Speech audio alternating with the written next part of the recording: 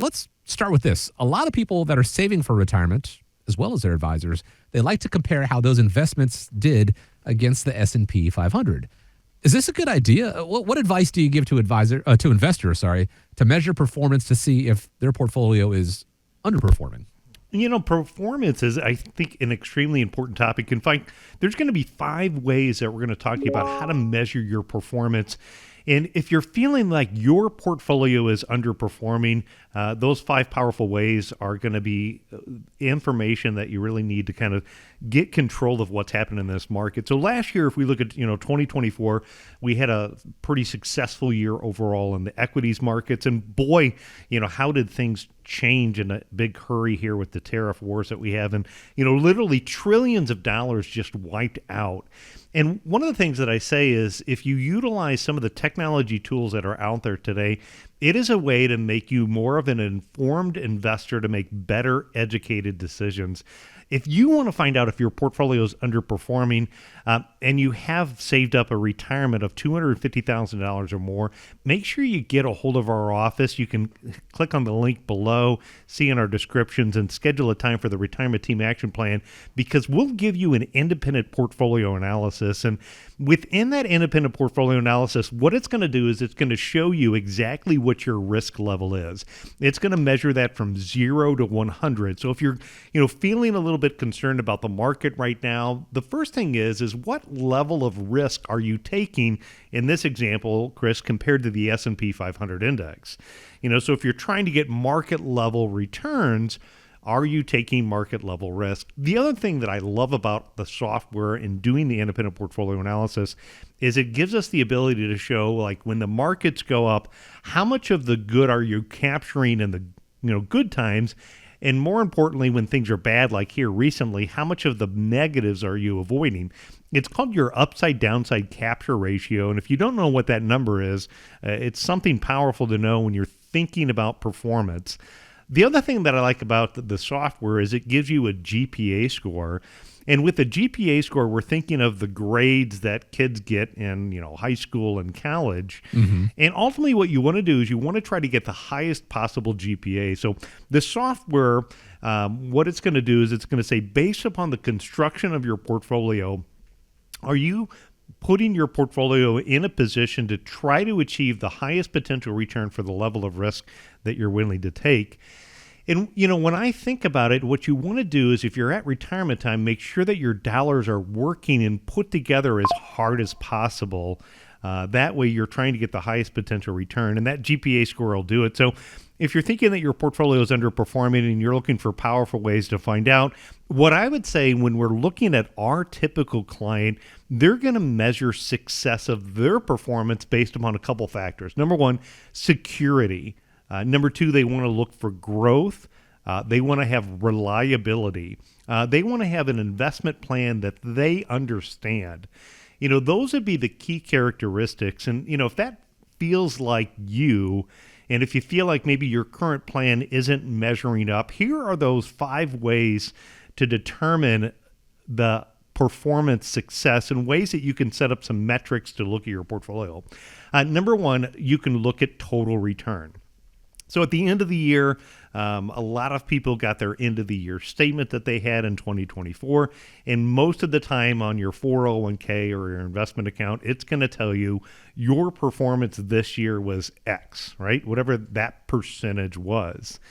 And people oftentimes will look at total return. And if you looked at total return for 2024, you might say, well, that was a pretty good year.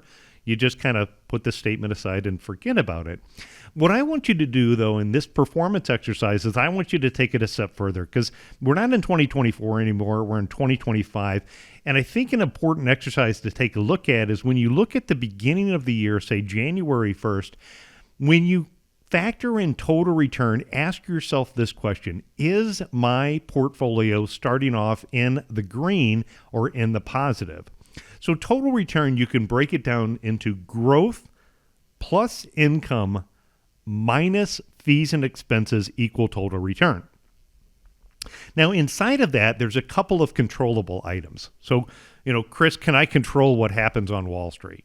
No. Right. Yeah. So, I mean, we can't have a belief about what we think's going to happen, but at the end of the day, the market's going to do what the market's going to do. Mm-hmm. Income and fees and expenses, they're a controllable item, right? Yeah, I think if you know what you're actually paying, you can take more charge of it. Sure. So two very important factors to know when you're considering performance of an account, because the income, meaning by investment selection process, you can purchase things that pay income. You could buy dividend-paying stocks, bonds, the fixed income investments. Those things pay income. And then fees and expenses, and again, another controllable item by investment selection process. We'll do a lot of portfolio analysis for folks, and what we'll find is that they're not getting very much income, and they're paying relatively high fees. And so when you take income minus fees, they're actually in the negative. And so what happens is they're starting off January 1st already in the red. And so you're hoping and praying the one item your advisor or you or nobody on Wall Street can control, and that's the stock market, grows enough to offset starting January 1st in the negative. So we're going to look at your total return when we do that investment policy statement review for you. The number two is you want to look at your annualized return over a period of time. I had talked to a newer investor, and this particular newer investor was kind of concerned about what had happened in the market over a 3-month time frame. You know, the challenging thing over a short time frame is market, can go up and markets can go down. When you're looking at a plan, and especially for us dealing with folks that are close to our retirement time, we're trying to look for that consistency. So you're trying to look for, how should this plan perform over an annualized time frame, 3, 5, 10 years. And I think for a lot of our retirees, they want to look at, making those investment decisions based upon, something that they're comfortable with, not maybe having those major ups and downs, which is number 3 on the way to measure your portfolio performance success. And that's looking at it from a risk-adjusted return. In that software that we utilize, again, we can give you your risk score measured from 0 to 100. We can talk to you and tell you what 95% of the time your portfolio ups and downs would be during market environments. We can stress test the plan and determine what is the maximum level of risk that you have in your plan, and make sure that that risk lines up with who you are as an investor, because if it doesn't, when we have environments like what we're having here with the sell-off in the market, you could be the investor that, allows your emotions to get involved, that can hurt your long-term performance. We had met with a lady that had come into the office here recently. She had one of the independent portfolio analysis done. And, what we had found is that back when COVID happened, she wasn't comfortable with what was happening in her portfolio. So she took it out of the stock market. She moved it over into fixed income. And now we know, looking back, that was a very painful decision, because the market, even after the recent volatility, is still substantially higher than after the pullback. Mm-hmm. Number 4 is when you're looking at performance, you want to figure out what your benchmark is. A common term in our industry is a 60-40 allocation. So, 60% equities, 40% bonds. When you're looking at performance, if you have an allocation that is similar to equities and fixed income, using a benchmark would be a way to do that.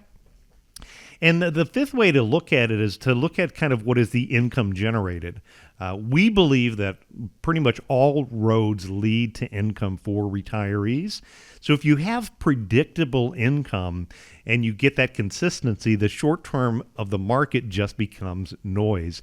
I had done a review recently with a couple that had come in, and when we looked at their plan, they had consistent, predictable income from multiple sources that generated all of the income needs that they have. So whether, their stocks go up or down today or tomorrow doesn't impact what their income is. So looking at performance and looking at the income generated on your plan can be a good way. So again, if you feel that your portfolio is underperforming and you want to know and see how those 5 powerful ways apply to your situation, just make sure you go over to our website at arhq.com.